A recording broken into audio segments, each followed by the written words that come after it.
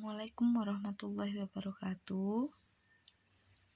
Bertemu lagi dengan saya ya di mata pelajaran IPS ya. Pada pertemuan kali ini kita akan membahas tentang letak dan luas Indonesia. Jadi sebelumnya kita pernah belajar tentang ruang ya, suatu tempat yang ada di permukaan bumi, baik seluruh maupun sebagian. Nah, kita akan membahas tentang tempat yang ada di permukaan bumi, yaitu Indonesia. Nah, ini untuk tujuan pembelajaran pada pertemuan hari ini. Kita akan memahami tentang lokasi melalui peta, dan juga kita akan mempelajari tentang letak Indonesia berdasarkan astronomis, geografis, dan juga geologisnya. Ini sub pembahasannya pada pertemuan kali ini ada peta dan komponennya, kemudian ada letak dan luas Indonesia secara astronomisnya, geografis maupun geologisnya. Nah, ada yang tahu apa itu peta? Jadi peta itu merupakan gambaran yang ada di permukaan bumi. Pada bentuknya itu dia bidang datar dengan skala tertentu. Fungsinya apa? Nah, ini fungsinya yang pertama dia untuk menunjukkan posisi atau lokasi relatif yang ada di permukaan bumi. Jadi untuk menunjukkan posisi suatu wilayah Indonesia itu berada di mana, wilayahnya apa saja. Misalnya kita ada di Jawa. Jawa itu di bagian mananya Indonesia. Nah, kita bisa melihatnya dari peta. Kemudian yang kedua adalah menggambarkan ukuran, luas, dan juga bentuk fenomena fisik serta sosial budaya. Jadi untuk menggambarkan ukuran luas kita bisa melihatnya dari skala. Jadi perbandingan antara jarak pada peta dan juga jarak sebenarnya. Kemudian yang ketiga menunjukkan arah dan jarak serta sebaran fenomena di muka bumi. Jadi dari peta kita bisa melihat arah suatu wilayah, suatu tempat, dan juga melihat jarak dari satu tempat ke tempat lain. Nah, itu seberapa jauh jaraknya. Kita bisa melihatnya dari peta dengan menggunakan skala. Kemudian yang keempat itu juga menunjukkan gerakan dan kecenderungan perubahan pola keruangan di muka bumi. Maksudnya, jadi ketika kalian melihat suatu tempat yang dulunya dia penggunaan lahannya untuk persawahan atau perkebunan, nah itu bisa berubah menjadi pemukiman. Nah itu jadi seperti alih fungsi lahan. Itu kalian bisa melihatnya dari peta juga. Komponennya apa saja? Jadi peta yang baik itu dia memiliki banyak informasi yang seperti ketinggian tempat ya, kekayaan alam. Itu semakin banyak informasi yang kalian dapatkan itu semakin baik. Nah, kita langsung masuk ke komponennya ya. Yang pertama ada judul peta. Jadi judul peta itu untuk menunjukkan atau menggambarkan isi peta sendiri. Jadi peta itu ada banyak macamnya ya. Kalian bisa membacanya di buku yang pernah saya share pada pertemuan pertama. Di situ ada macam-macam peta. Nah, peta ini contohnya untuk judul ya. Kita kembali ke komponennya. Untuk komponennya ini yang pertama ada judul ya. Judul kalian bisa lihat pada gambar. Kemudian yang kedua ada skala peta. Skala peta ini untuk menunjukkan perbandingan antara jarak pada peta dan jarak sesungguhnya di lapangan. Jadi untuk kalian yang belum bisa membaca tentang skala peta, jadi seperti ini. Kan ada sebuah peta dengan skala 1 banding 1 juta. Berarti jarak pada peta itu 1 cm berbanding dengan 1 juta cm di lapangan. Atau kalau diubah satuannya menjadi kilometer. Mungkin di mata pelajaran matematika kalian juga belajar ya.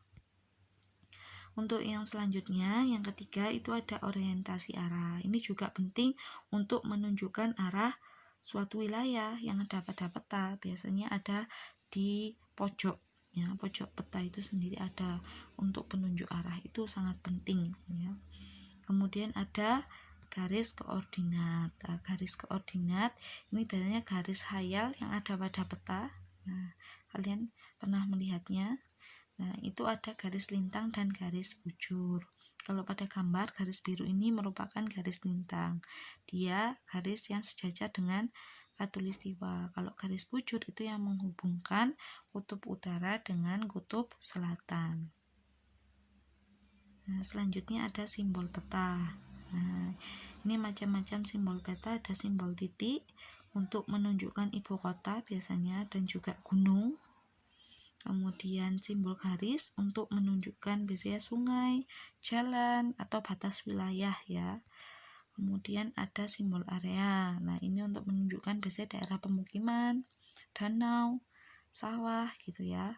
Kemudian ada simbol warna. Nah, ini untuk menunjukkan ketinggian tempat dan juga kedalaman laut, ya. Untuk yang warna kuning ini sampai ke orenan itu untuk menunjukkan ketinggian suatu daratan yang ada di wilayah tersebut, ya. Biasanya warna hijau, kuning sampai ke warna oranye, ya, itu kecoklatan. Nah, itu untuk menunjukkan ketinggian tempat. Nah, kalian bisa melihatnya biasanya pada peta. Semakin gelap itu berarti semakin tinggi tempat tersebut. Nah, untuk warna yang biru itu untuk menunjukkan kedalaman laut, ya, mulai dari biru muda sampai biru tua. Jadi semakin gelap itu warnanya berarti semakin dalam, ya. Tuh. Kemudian ada insert. Ya, insert itu peta kecil, ya. Untuk apa? Untuk menunjukkan lokasi yang dipetakan tadi di antara lokasi lainnya yang lebih luas. Kemudian ada legenda. Legenda ini keseluruhan dari simbol-simbol tadi. Nah, itu untuk memudahkan pembaca mengetahui objek apa saja yang ada pada wilayah yang dipetakan. Nah, kita masuk ke letak dan luas Indonesia. Kalian bisa membaca sendiri, ya. Untuk luas Indonesia itu terdiri dari daratan dan juga lautan. Yang pertama kita akan membahas tentang letak astronomis, ya. Letak astronomis itu sendiri dia letak suatu daerah berdasarkan garis lintang dan garis bujurnya. Untuk garis lintang itu sendiri merupakan garis khayal, ya, pada peta atau globe. Itu dia yang sejajar dengan garis khatulistiwa. Sedangkan garis bujur itu dia yang menghubungkan dari kutub utara ke kutub selatan. Nah, Indonesia sendiri itu merupakan negara yang memiliki letak astronomis di antara 6 derajat lintang utara sampai 11 derajat lintang selatan, dan di antara 95 derajat bujur timur sampai 141 derajat bujur timur. Nah, ini pengaruh dari letak astronomis, ya. Kalau letak lintangnya itu dia berpengaruh terhadap iklim yang ada di Indonesia, ya, karena Indonesia dilewati garis khatulistiwa, dia memiliki iklim tropis dan memiliki 2 musim, ya. Kemudian dia juga memiliki panjang waktu antara siang dan malam itu relatif sama. Kemudian letak bujurnya sendiri itu berpengaruh terhadap pembagian waktu yang ada di Indonesia. Ada WIB, WITA, dan juga WIT. Nah, selisih masing-masingnya itu adalah 1 jam. Nah, waktu Indonesia Barat itu dia terdiri dari wilayah Indonesia yang ada di Sumatera, Jawa, dan sebagian Kalimantan. Kalau WITA itu dia di sebagian Kalimantan, Sulawesi, Bali, Nusa Tenggara. Kemudian kalau waktu Indonesia Timur dia biasanya di daerah Papua dan juga Maluku. Nah, kita langsung masuk ke letak geografis yang kedua. Nah, letak geografis itu untuk melihat daerah dari kenyataannya. Jadi posisi suatu daerah itu dengan daerah lain. Nah, seperti di Indonesia. Di Indonesia itu dia geografisnya di antara dua benua dan juga dua samudra. Ya, ada Samudra Pasifik dan Hindia dan benua Asia serta Australia.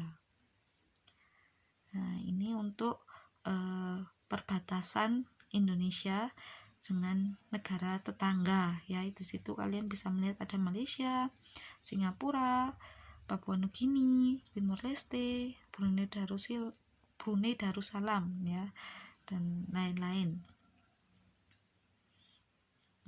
Ini pengaruh dari letak geografis, ya, karena tadi Indonesia masuk iklim tropis. Nah, dan juga memiliki dua musim, dia menguntungkan di bidang kelautan dan juga pertanian, ya.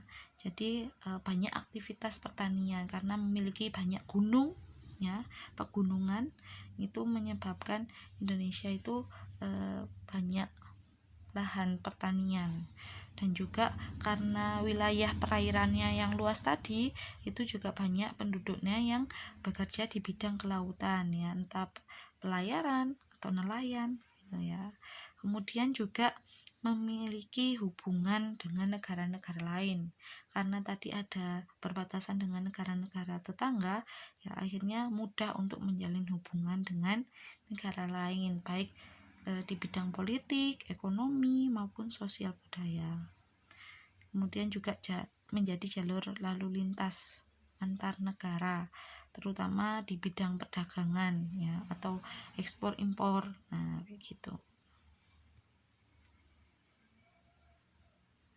Kemudian yang terakhir, yang ketiga adalah letak geologis. Nah, jadi letak geologis ini dia diartikan letak suatu daerah yang dilihat dari struktur dan komposisi batuannya. Jadi dilihat dari itu yang membentuk permukaan bumi di suatu wilayah tersebut. Nah, Indonesia secara geologis itu diantara lempeng-lempeng, ya, lempeng Australia, Eurasia, dan Pasifik. Mungkin di sini ada yang bingung, apa itu lempeng? Ya, jadi lempeng itu merupakan lapisan terluar dari permukaan bumi.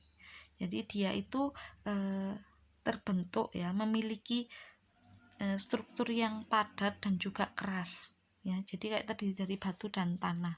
Jadi lapisan paling bawah dari permukaan bumi, ya, maksudnya bagian terluar lah.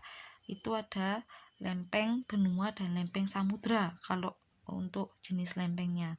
Nah, kalau lempeng benuanya itu yang menopang di daratan, sedangkan lempeng samudra itu dia yang di atasnya ada samudra. Nah, itu tertutup dia. Jadi untuk itu lempeng. Jadi untuk pengetahuan kalian, ya. Kalau lebih spesifiknya kalian nanti akan membahas di geografi SMA. Kemudian juga di antara dangkalan Sunda dan Sahul. Jadi dangkalan itu bagian dari dasar laut yang kedalamannya itu kurang dari 200 meter. Ya, kalau Sunda itu dia di bagian barat Indonesia, kalau Sahul di bagian timur Indonesia. Kemudian juga di antara pegunungan besar. Jadi di antara pegunungan besar ini dia termasuk barisan dari pegunungan yang ada di dunia, ya. Kalau pegunungan Pasifik itu banyak gunung aktif. Gunung aktif biasanya disebut sebagai Ring of Fire. Nah, karena gunungnya itu masih aktif dan bisa meletus sewaktu-waktu. Nah, itu biasanya yang pegunungan Sirkum Pasifik, ya. Kalian kalau pada gambar bisa lihat wilayah Indonesia dikelilingi oleh banyak gunung berapi. Nah, kemudian untuk pengaruhnya, ya, tadi sudah disebutkan banyak dijumpai gunung berapi, ya, sehingga wilayah yang ada di sekitar gunung berapi itu memiliki kesuburan yang cukup tinggi, ya, biasanya dimanfaatkan oleh masyarakat untuk menjadi lahan pertanian. Nah, karena banyak gunung berapi, maka juga rawan bencana alam ya, gunung meletus, kemudian gempa bumi. Gempa bumi itu disebabkan pergerakan lempeng tadi, tabrakan antar lempeng. Kemudian juga kemungkinan terburuknya adalah tsunami. Itu. Kemudian selain itu juga banyak temukan sumber-sumber mineral ya pada bahan tambang biasanya. Nah, ini seperti minyak bumi, kemudian batu bara, timah, dan lain-lain. Itu pengaruh letak geologis. Nah, sampai di sini mungkin semoga kalian paham dengan apa yang saya sampaikan. Jika kalian masih kurang paham, kalian bisa membaca buku yang pernah saya share ya di pertemuan pertama. Itu kalian bisa membacanya di sana, atau kalian bisa mencarinya di internet. Nah, itu lebih banyak lagi. Jadi sumber belajar itu banyak. Kalian bisa belajar dimanapun ya. Sampai di sini pertemuan kali ini, saya mohon maaf bila ada kata-kata yang salah ya. Terima kasih. Wassalamualaikum warahmatullahi wabarakatuh.